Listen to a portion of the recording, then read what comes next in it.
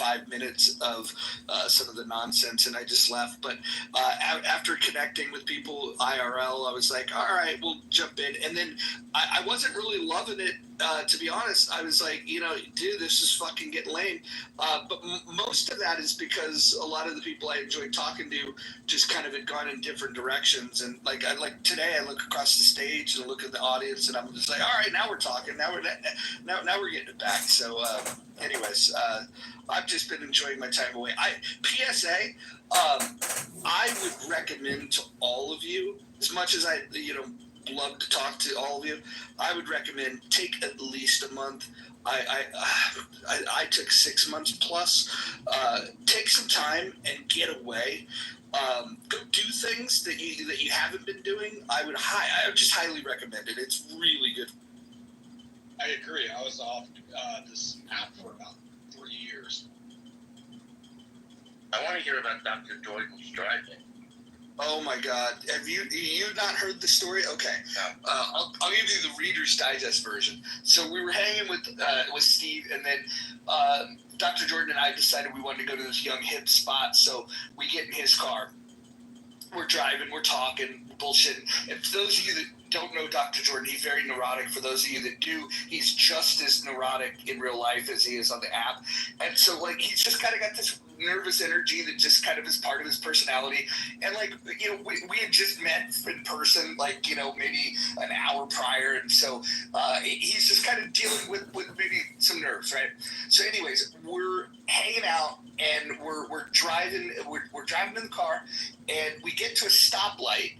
Now, all of you, I assume, drive. We get to a stoplight. It's red. I'm a passenger. He's the driver.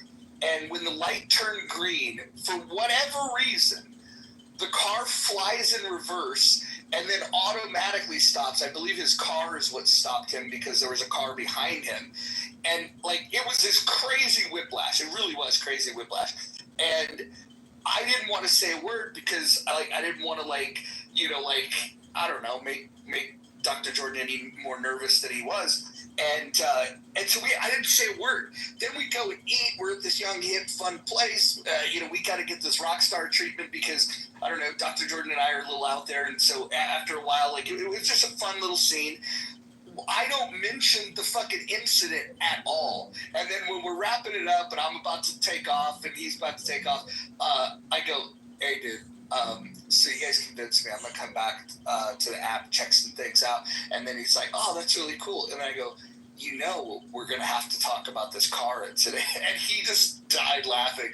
And then the first time I told the story, he was on the stage, but he was with his dad, and he hit me up privately, and he's like, oh my God, your retelling of the story was hilarious. The only problem was now I had to get a lecture from my dad about my driving. So, anyways, Just because the car was in reverse though, and then traffic light.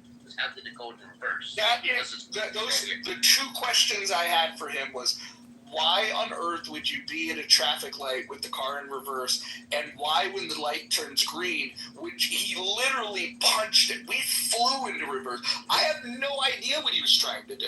I couldn't explain it. I've asked him multiple times. He doesn't. Automatic transmission or standard transmission? Automatic. Wow.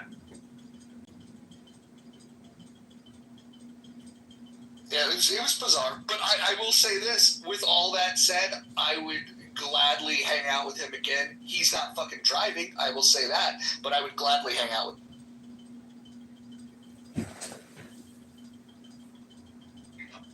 All right, we can move back on to the topic.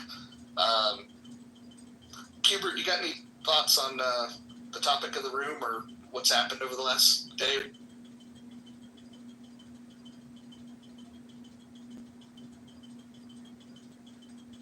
All right. Anybody else want to jump in? Go right ahead.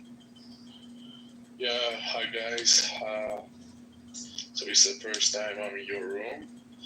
I saw you were talking about the war between Israel and Iran, and US suddenly jumped in and just bombed 3